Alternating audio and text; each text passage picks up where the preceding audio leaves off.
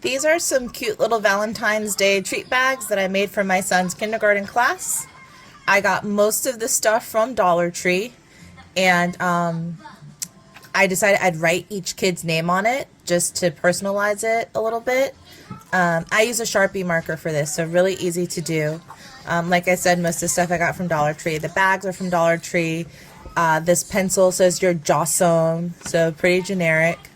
I've got these little candies. I was hesitant about putting candy in the bags because we don't eat a lot of candy, and I just feel like I don't want to add to other parents who like don't want to give their kids a lot of candy. I got these little notepads. You're a dynamite. So this is kind of cool and something that like kids can actually use. It's not just going to junk up their parents' house.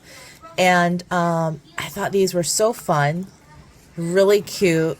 These little fortune cookies, and there's fortunes, like just generic fortunes. You make everybody like feel special or something like that. And you can just pull it back through. So that's kind of cool that to have those in there, something different. And to make, so the bags are flat, right? But to make them kind of sit up and just look a little bit nicer, I used like pillow stuffing in here. And not a lot, just like a little bit, right? And that's really all you need to kind of get your bag fluffed up. And just shove it down. Make sure you shove it down into the corners. And I recommend like shoving it into the corners like that because it, you don't want to take up too much space in the bag because you've got stuff to put in here.